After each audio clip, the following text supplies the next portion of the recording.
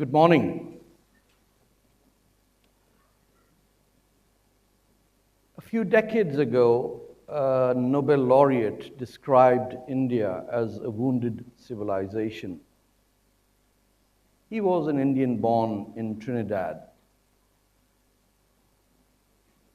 I, on the other hand, am an Indian born in Pakistan, and I describe India not as a wounded civilization, but as an amputated civilization.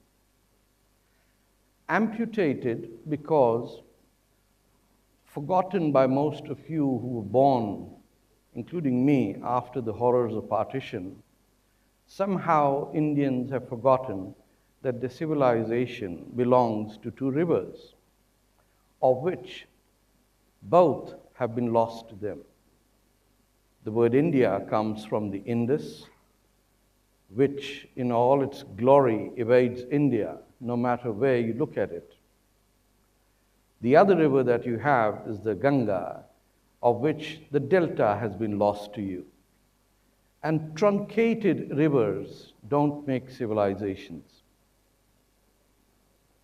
India, if it has to go back and claim its heritage of sunken cities in Dwarka, will have to admit that as it stands today, it is a mere shadow of itself, with its both limbs cut off and a body that cannot grow them back. Today, brothers and sisters, ladies and gentlemen, you are without your limbs, and yet you walk around as if they never existed. Forgotten is the Sindhu, forgotten is Chittagong, forgotten is Dhaka, forgotten is Lahore. The city of Ram's son is no longer home to any of you because you have bought into the notion that civilization doesn't matter. All matters is borders. And borders don't really make civilization. Civilizations occurred when borders didn't exist. In 1947, 1 million people were killed in the name of hatred by just one man. But today, we blame the man who opposed that man. Muhammad Ali Jinnah is not criticized, Mahatma Gandhi is. Even the creator of TED owes his birth to that India that we have lost. He goes to Pakistan sometimes, which is not a name of a country, it's an acronym. And which, by the way, changed its name to Bangladesh in 1971. And what was left of Pakistan is called now the truncated state of Pakistan. And to the utter amazement of people like me, few Indians think of Pakistan as India. Yet they are perfectly comfortable recognizing Mr. Naipaul, who comes from Trinidad, as Indian. But I am treated as a Pakistani. I come from Lahore. I come from the city that was awe-inspiring in its majesty, not because it had a majority of Sikhs, Hindus, or Muslims, but because it had a majority of Punjabis who couldn't figure out who was in the majority. Because they were all Lahoris, and they used to say that if you haven't seen Lahore, you haven't seen the world. Today, you don't want to see Lahore because it has changed into a city run by Saudi Arabia.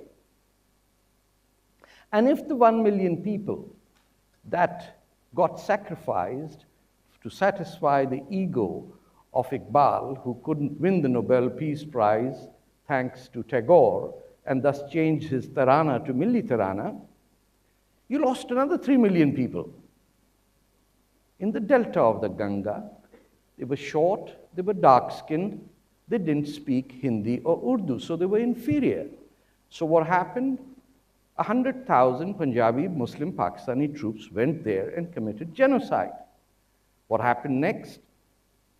The Indian army went and liberated them and took their fellow Punjabi-speaking Pakistani prisoners of war, showed them Pakiza, gave them sidearms, and gifted them back to Pakistan. 5,000 war criminals were freed by the Republic of India because no Indian general could speak Bangla and no Mukti Bahini fighter could speak Punjabi or Hindi or Urdu. Thus, we created a monster again and again and again. We gifted Pakistan as a civilization with 5,000 war criminals who had raped, murdered, and slaughtered people for just one reason. They were dark-skinned, they were short, and they were considered of an inferior caste. Let no one ever forget that. If you want to talk of an Indian civilization, today the way Bangladeshis are referred to in India is a disgrace for Indian civilization. A Bangladeshi is more of an Indian than the Frenchman who lives in Chennai and writes about the Vedas. Yet we dare not ever make a mockery of a white man, and we take deep pleasure in condemning the dark-skinned person.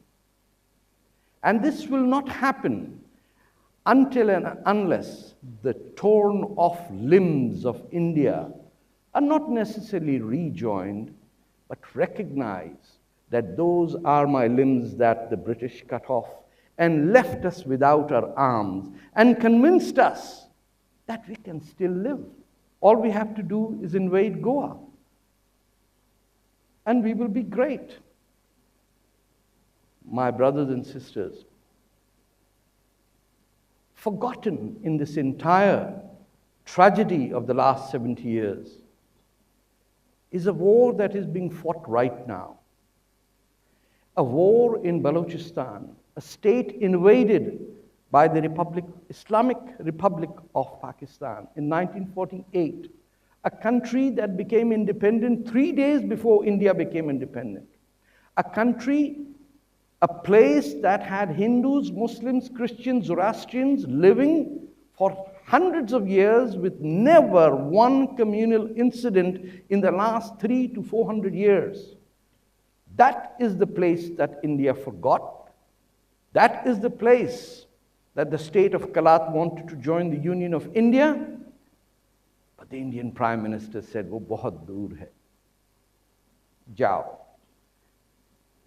On the other side, Badshah Khan had to tell Mr. Gandhi, "You have left us to the wolves." And Mr. Gandhi shrugged his shoulders. Mr. Nehru was content. They had a republic. They had gotten rid of the Muslas. And who wanted to live with another 200 million people who could cause disunity? So Indian civilization today cannot be captured, cannot even be conceived. This India incredible with a dot and an I is useless sloganeering by the advertising agencies that have ruined you. Because India today is the river Indus. And not today, not tomorrow, not in 10 years, or maybe 100 years or 1,000 years. That river will continue to flow.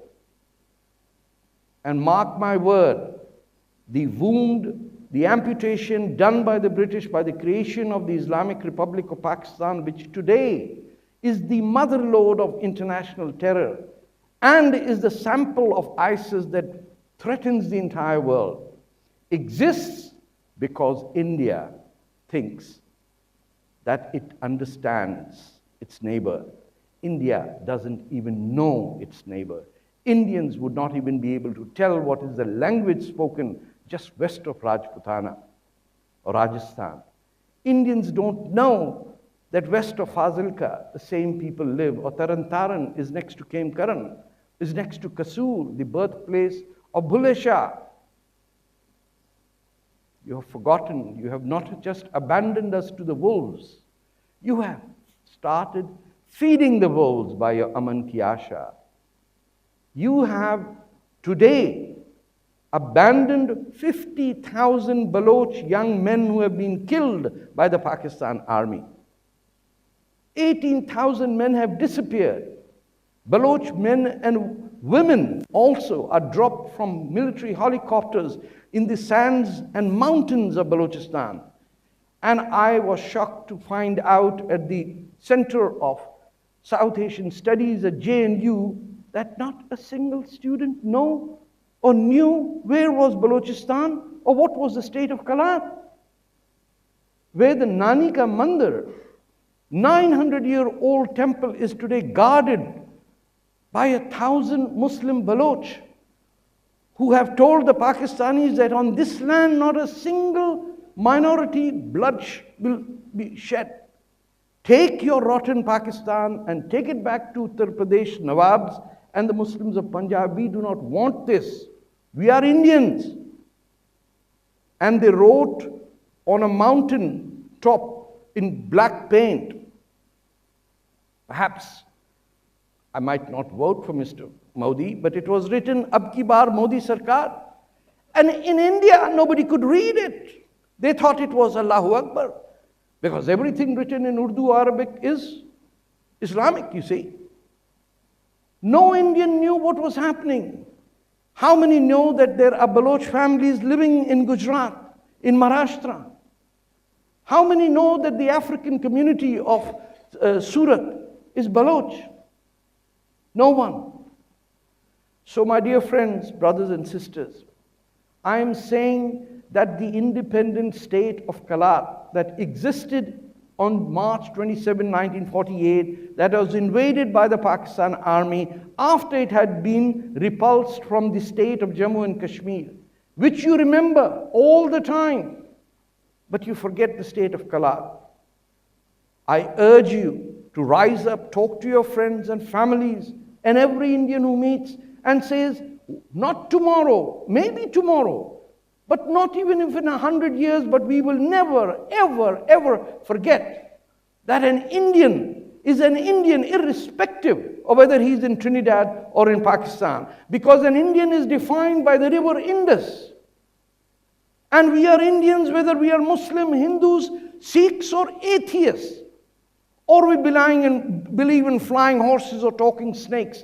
It does not matter, because we never invaded any land anywhere in the world. And those who invaded us and murdered us and committed atrocities on us, we will not celebrate them.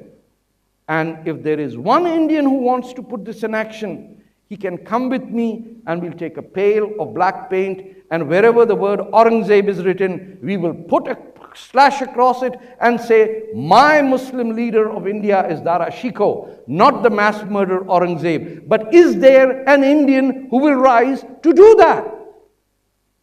I'm afraid after 67 years, there is not a single Indian with the courage to say that the murderer of Tej Bahadur is not worthy of the name in my capital street. That Dara Shikoh, who translated the Upanishads into Farsi, into French, into English, is my leader. But you have no street named after the greatest Indian. You have a street named after a mass murderer who was the first member of the Taliban and the Islamic State that today we are fighting. And you celebrate it in the city of Delhi. My time's running out.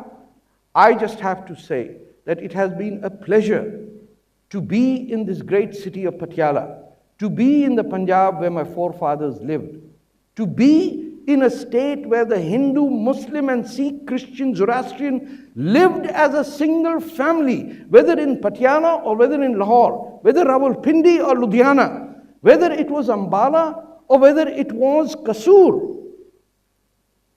Bulle Shah has been forgotten by the people of India, and your children are not named Dara Shikoh? Name them, and Indian Muslims have to lead this fight. For goodness sake, stop naming your children after Arab invaders. Name them after people who fought the Arab invaders. Unless and until you do that, that schism will always be there. You cannot be divided into communities based on religion. You should be based, the communities of India should be based on ideas. Whether you're a socialist or you're a free market enterprise, whether you believe in environmentalism, that is your community. or whether you believe in the complete abolition of the caste system, not from the laws, but from your minds. So when your daughter marries a black man, you don't go to pray to your God to say, oh God, let there be a divorce because I want my daughter to be happy. Because India is never going to be a great civilization unless and until India's daughters are free to choose who they love, and irrespective of the skin color, caste, religion, or background.